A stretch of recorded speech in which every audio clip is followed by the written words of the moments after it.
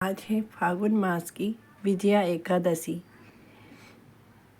विजया एकादशी विजय प्राप्त करने के लिए, किस पर विजय प्राप्त करने के लिए? मृत्यु पर विजय प्राप्त करने के लिए विजय एकादशी का व्रत किया जाता है। यह व्रत बहुत ही मनुष्य के जीवन के लिए महत्वपूर्ण है। आओ इसकी विजय एकादशी व्रत का हम मातम्य सुनते हैं। वाय ओम कृष्णाय वासुदेवाय हरे परमात्मने प्रणतः क्लेशनाशाय गोविंदाय नमो नमः। ओम कृष्णाय वासुदेवाय हरे परमात्मने प्रणतः क्लेशनाशाय गोविंदाय नमो नमः। ओम कृष्णाय वासुदेवाय हे परमात्मने प्रणतः। एकादशी का महात्म्य सुनने से पहले हाथ में कुछ पुष्प और तुलसी दल ले ले। आओ फागुन मास की विजय एकादशी आमलकी एकादशी का महात्म्य सुनते हैं। फागुन मास की विजया एवं आमलकी एकादशी का महात्म्य। युधिष्ठिर ने पूछा, वासुदेव, फागुन के कृष्ण पक्ष में किस नाम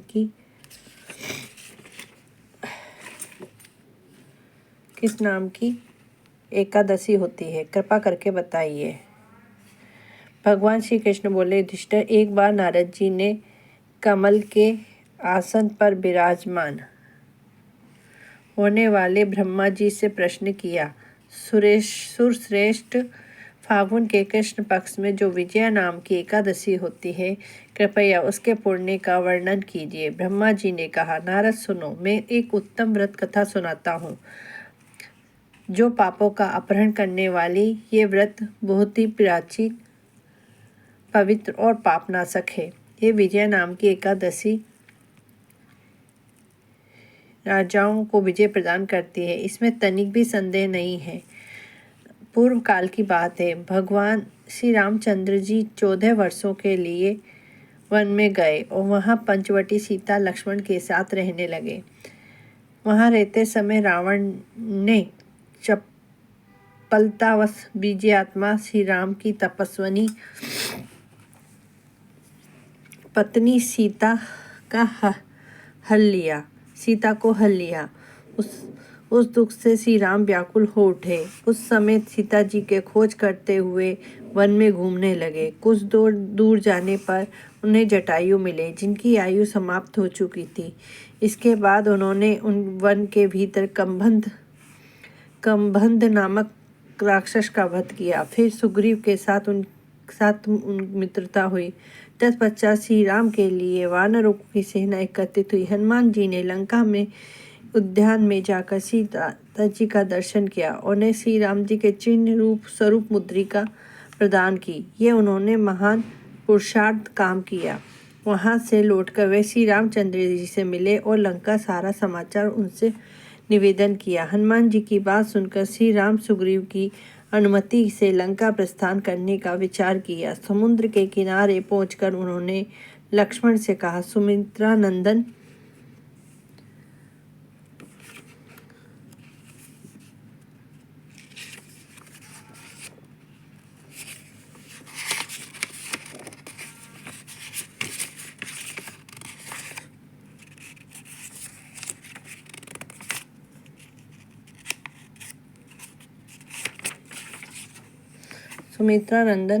पुण्य से इस समुद्र को पार किया जा सकता है। यह अत्यंत अगाध और भयंकर जल जंतुओं से भरा हुआ है। मुझे ऐसा कोई उपाय दिखाई देता है जिससे इसको सुगमता से पार किया जा सके। फिर लक्ष्मण बोले, महाराज, आप ही आदि देव और पुराण पुरुष पुरुषोत्तम हैं। आपसे क्या छिपा है? यहाँ से द्वीप के भीतर बकदालभ्य नामक मुनि रहते हैं। यहाँ से आधे योजन की दूरी पर उनका आश्रम है। रघुनंदन, उन प्राचीन मनुष्यों के पास जाकर उन्हीं से इसका उपाय पूछिए। लक्ष्मण जी ने यह अत्यंत सुंदर बात सुनकर श्री रामचंद्र जी के महामुनि बकदालभ्य से मिलने के लिए गए। वहां पहुंचकर उन्होंने मस्तक झुकाकर मुनि को प्रणाम किया। मुनि उनको देखते ही पहचान गए कि ये पुराण पुरुषोत्तम श्री राम है, जो किसी कारणवश मानव शरीर में अवतीर्ण हुए हैं। उनके आने से महर्षि को बड़ी प्रसन्नता हुई। उन्होंने पूछा, श्री राम, आप कैसे यहाँ आगमन हुआ? श्री राम बोले, ब्राह्मण, आपकी कृपा से राक्षसों सहित लंका को जीतने के लिए सेना के साथ समुद्र के किनारे आया हूँ। मुने, अब जिस प्रकार समुद्र पार किया जा सके वह उपाय बताइए, मुझ पर कृपा कीजिए।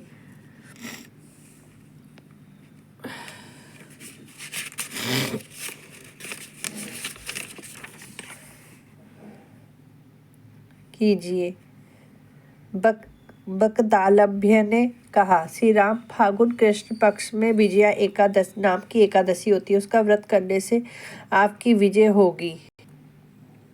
निश्चय आप अपनी वानर सेना के साथ समुद्र को पार कर लेंगे। राजन, आप इस व्रत के फलदायक विधि सुनिए। दशमी का दिन आने पर एक कलश स्थापित करें। वह सोने, चांदी, तांबे अथवा मिट्टी का भी हो सकता है। उस कलश को जल से भर के उसमें पल्लव डाल दें। उसके ऊपर भगवान श्री नारायण का सुवर्णीय विग्रह की स्थापना करें। फिर एकादशी के दिन प्रातःकाल स्नान कर कलश को पुनः स्थिरता पूर्वक स्थापित करें। माला, चंदन, सुपारी, नारियल आदि के द्वारा विशेष रूप से उसका पूजन करें। कलश के ऊपर इस सप्तधान्य और जो रखें। गंध, धूप, दीप भांति भांति के नैवेद्य पूजन करें। कलश के सामने बैठकर वे सारा दिन उत्तम कथा व आदि के द्वारा व्यतीत करें और तथा रातों में वहां जागरण करें। अखंड व्रत की सिद्धि के लिए घी का दीपक जलाएं। फिर द्वादशी के दिन सूर्योदय होने पर उस कलश को किसी जलाशय के समीप पोखरे तट पर जाकर स्थापित करें। उसकी विधिवत पूजा करके देव प्रतिमा सहित उस कलश की वेता ब्राह्मण के लिए दान कर दे। महाराज, कलश के साथ ही और भी बड़े बड़े दान देने चाहिए। श्री राम, आप अपने युद्धपतियों के साथ इसी विधि प्रयुक्त प्रतिज्ञा पूर्वक विजय एकादशी का व्रत कीजिए, इससे आपकी विजय होगी। ब्रह्मा जी कहते हैं, नारद, यह सुनकर श्री रामचंद्र जी मुनि कथा अनुसार उस समय विजय एकादशी का व्रत किया। उस व्रत के करने से श्री रामचंद्र जी की विजय हुई। उन्होंने संग्राम में रावण को मारा और लंका पर विजय पाई और सीता को प्राप्त किया। बेटा,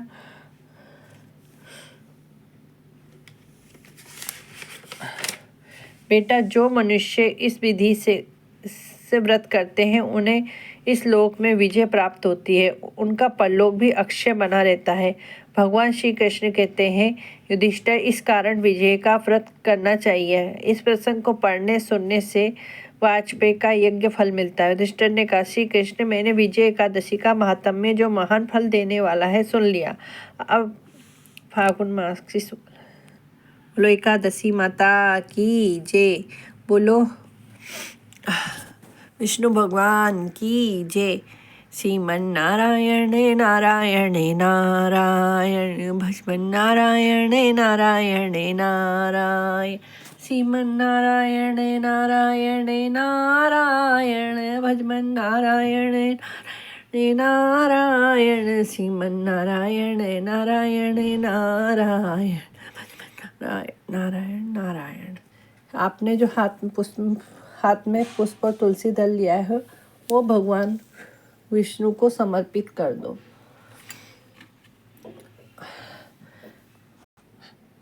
हाथ में फूल, चंदन, जल और दक्षिणा और तुलसी का दल लेकर अपना नाम, गोत्र, स्थान जहाँ आप रहते हैं वहाँ और ये विजय एकादशी का व्रत करने का संकल्प लीजिए। जिससे अगर आप व्रत करने का संकल्प नहीं लेंगे तो आपका व्रत नहीं माना जाएगा। कोई भी व्रत करने से पहले संकल्प जरूरी है। इसलिए अपना व्रत करने से पहले संकल्प लीजिए कि हे भगवान, मेरा नाम ये है, गोत्र ये है, मैं यहाँ पर इस स्थान पर हूँ और मैं विजय एकादशी व्रत, ये फागुन मास के शुक्ल पक्ष की विजय एकादशी व्रत करने का संकल्प लेता हूँ। इससे आपका व्रत पूर्ण होगा और कल जब आप द्वादशी आएगी तब वापस से ऐसे ही संकल्प लेके भगवान विष्णु को समर्पित कर देना अपना नाम, स्थान, गोत्र कि प्रभु मेरा व्रत पूर्ण हुआ कि मेरे व्रत को स्वीकार करो, तब आपका व्रत पूर्ण माना जाएगा। बोलो एकादशी माता की जय, विष्णु भगवान की जय। जय श्री कृष्णा, राधे राधे। अगर वीडियो पर एकादशी माता की कृष्ण भगवान की आपको महात्म्य अच्छा लगा हो, वीडियो अच्छी लगी हो, तो आप प्लीज़ लाइक सब्सक्राइब कीजिएगा और शेयर भी कीजिएगा, और पढ़ने में कोई त्रुटि हुई हो तो माफ़ कीजिएगा।